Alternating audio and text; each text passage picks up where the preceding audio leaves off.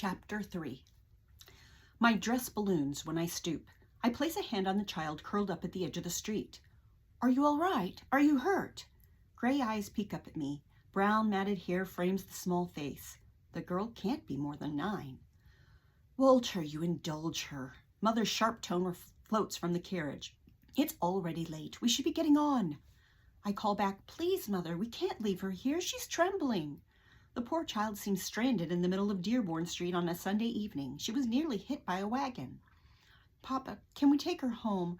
I won't be able to sleep tonight until I know she's safe. Papa stretches his arm out the window and waves his agreement. Little dear must be frightened. Sadie strains her neck and scoots closer to the carriage window. Come on, tell me where you live. Dust billows from her gray pinafore when she uncurls from her hunched position. I blink and try to catch my breath. Her gray eyes widen. Her gaze travels over my glossy gown and pointed shoes that peek out from my dress hem. Conley's Patch. That's where I live. Oh my. The words slip out, but choking dust and the shock of her admission prevent me from saying more. This helpless waif lives in one of Chicago's most disreputable neighborhoods. She stands. I squeeze her shoulder and guide her to our vehicle. Mr. Charles hops down from his driver's seat and opens the carriage door. Mother and Sadie exchange whispers. Papa's face doesn't reveal whether he's changed his mind about taking the girl home now. Then we must see that you get back there. Papa's reassurance grips my heart as firmly as he grips the child's hand and pulls her into a seat. Blocks away, the courthouse bell clangs, its reverberation shaking the ground beneath my feet. A fire warning. I turn my head and scan the landscape. Dark clouds billow from the south side of the city again, miles from us. Lately, that's where most of the fires have started. The girl sits in my previous seat beside Sadie. I gather my gown so I can sit next to Papa, but the girl clings to my hand. Oh, miss, please, with me. She scoots closer to my sister, leaving a doll-sized wedge of space. As I pause on the carriage step, John's eyes narrow. Mr. Greatheart, do you think this is sensible? You find it unwise, John? He laughs. I've seen her kind before, sir. That little changeling is the perfect decoy to prey upon young ladies like your daughter. What might that mean, Mr. Sterling? Do you believe I'm that gullible? I lift my chin. We know how well you love a cause, Miss Whimsy. With a sharp eye on said cause, he adds, we also know that sometimes your instincts are questionable. My jaw clamps shut. Sadie links her arm in his. That's not very generous of you. He strokes her hand, his face coloring with a brief flash of what seems like shame. The girl pulls me into the space beside her, almost into her lap. I'm more than a little pleased that it forces John to vacate his seat and move across beside Mother. He protests, but Sadie's wide-eyed plea dissolves any argument. What is your name, child? Mother asks. Annie, Mrs. Her gaze hovers over each of us with the childlike wonder I've only seen exhibited for the oddities at Colonel Wood's museum. Her hand glides along Sadie's satin gown. Papa orders Mr. Charles to turn the carriage around and head west on Monroe Street. What is it? Sadie's arm encircles the sniffling girl. You're not cold, are you? Annie shakes her head and swipes at her dingy pinafore. My ma is going to be terribly mad at me. No harm has come to you. I blow lightly on the sweat beading her dirt-creased forehead. If we hadn't stopped when we did, Mr. Charles might not have seen you. You mustn't do that again. You could have been killed. She bows her head in a repentant fashion. I grip her small hand. I got lost. I haven't lived here that long, and I was trying to find my way to work. Work? My stomach knots. Yes, miss. I work at the garment factory. Ever since Pa died in the war and my ma got the consumption, I'm the only one who can earn wages. Mother's chin lifts. She turns and faces the window as if to ignore the issue I pleaded to help end. Annie's bony frame slips down farther into the seat. We'll get you home safely. I pat her knee. I'll explain everything to your mother. Oh, no, miss. Her eyes mist. Please drop me off a little ways from there. Ma will be mad if I put anybody out. I smile, but I'm sure it doesn't cover my distress. A mother's situation must be desperate if she'd allow her young child to face the city's dangers. Working at this time of night? What a charade. Shifting toward Papa, John says, Mr. Greatheart, surely you don't believe this. I would ask you not to be so unkind, Mr. Sterling. I run fingers through Annie's hair, combing it forward over her ears, even though it won't shield her from John's remarks. She isn't deaf. She understands your accusations. He arches an eyebrow. I hope she does. Give me the credit of being a little more informed about the world than you. He points a finger at Annie. She is as fine a player as we saw on the stage tonight. I hug Annie close. She buries her face into my side, whimpering. Mother's gaze fixates on my gown and Annie's grimy fist bunching my skirt. She frowns. You believe me, don't you, miss? Of course I do. Mr. Sterling is a friend, but not a kind one tonight. I glare at him. Don't think his opinion speaks for us all. John crosses his arms and leans back in the seat. The brim of his top hat sinks low over his brow. See for yourself. The landscape changes from Italian mansions to frame wooden shacks. Shanties and saloons replace the tree-lined avenues. Drunken men stumble after our carriage. Greed radiates from their wolfish stares and toothy smiles. Harder to pull my gaze from are the rouge-cheeked women in jewel-colored dresses that hug every corsetless curve. Mother fans herself, and Sadie pats her own heated cheeks. What street do you live on? Papa props his top hat on the window ledge, obstructing our view. Adams Street, sir, but I can get out here. It's close enough. Papa taps his cane on the ceiling, and the carriage stops. A few feet away, 4 young men sprawl across the planked sidewalk. Lit cigarettes dangle from their lips like blades of dry prairie grass.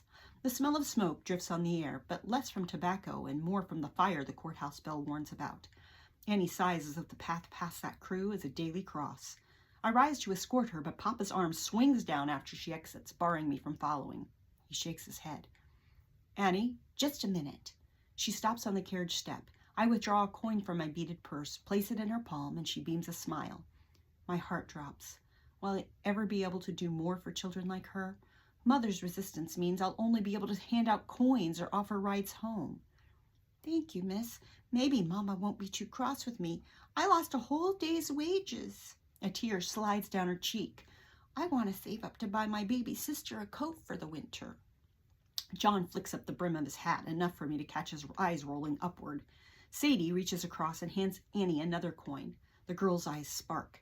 Papa gives Annie a gentle nudge, as if his banker sensibility must safeguard further funds disappearing out the window.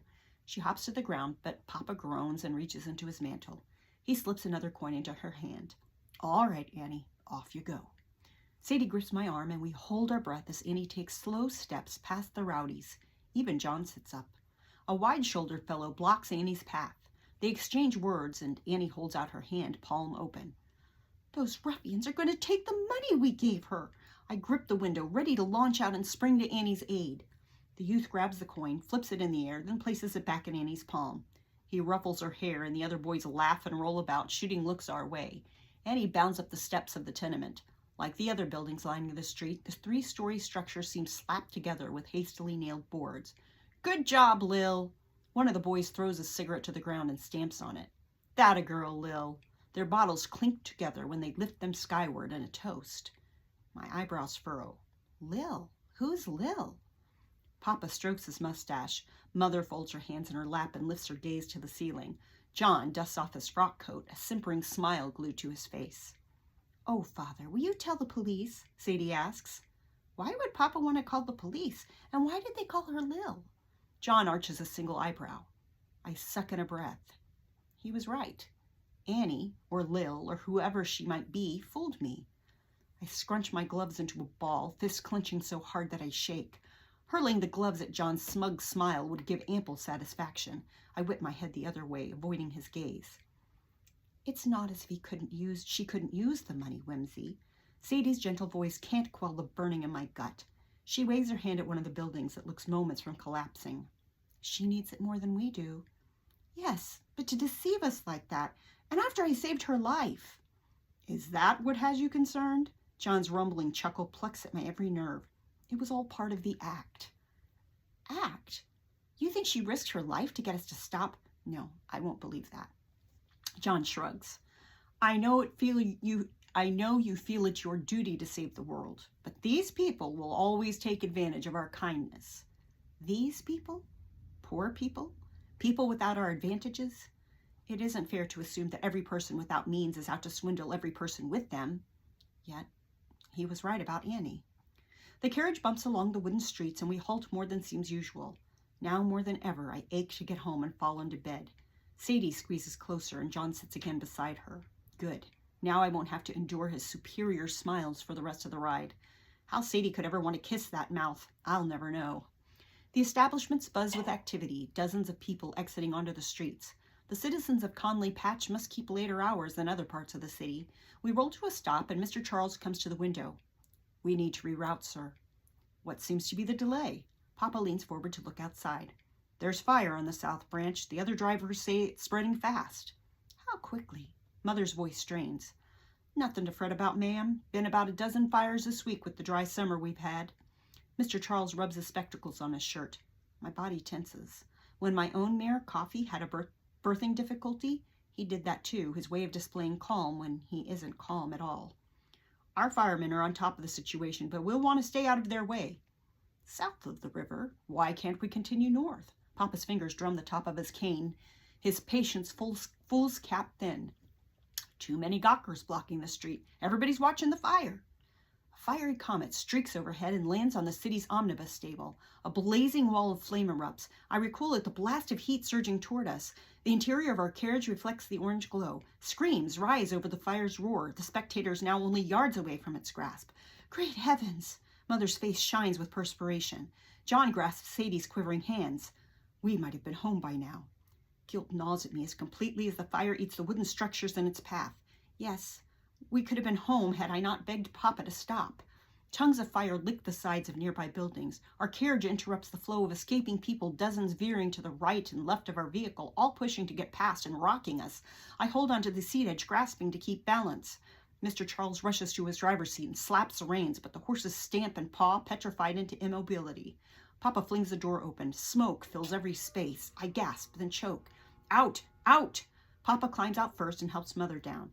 Both Clark and Monroe are clogged with people, bottlenecked. Citizens fill every cranny of sidewalk and street. Drivers yell for pedestrians to clear a path, but where are we to go? We're pushed from every direction. Policemen, sweat spots on their navy wool uniforms, shout directions none of us can hear because of the loud clang of the courthouse bell. Mother, Sadie, and I huddle together, clutching each other's gowns so as not to be driven apart. Papa and John follow, pushing us forward. Men run toward the fire and appropriate any water-worthy vessel, passing buckets, troughs, and ewers as the flames grow larger. The fire pounces from building to building, mauling an entire city block. Flames are arced directly over us, leaping the south branch of the river and torching rooftops. We inch forward. Citizens hoist belongings onto wagons, letting the drivers unravel the mystery as how they'll get the goods through the crowded streets. Owners facing doom follow carts loaded with lifetimes. Heavy rugs, pianos, wardrobes, anything a person can transport. My heart clenches for those having to choose what to take and what to leave behind. Stay together. Papa squeezes past us through the thick curtain of smoke. He grasps Mother's hand and plows a path ahead. John grips Sadie's arm, then offers a hand to me. A slow burn kindles in my chest, ignited by his earlier comments. I stare at his hand, but hesitate too long. Don't be a foolish child, he yells over the roar, thrusting his hand closer. The burn in my chest rages. I slap his hand away. I am not a child. Well, you are most definitely a fool. He whips around. Whimsy, please. Sadie reaches out to me, but John seizes her elbow and pushes her forward. My brow furrows as I concentrate on not being trampled. We push through single file, and I lift my gown to avoid tripping over it. I'm getting squeezed out. Worse, we reach a cross street, and another merging crowd drives me backward. Sadie! I stretch forward, fingers reaching for John's coattails, but a boom jolts me, and I sprawl to the ground. And though I'm walled in by a fortress of bodies, I know I'm completely alone now.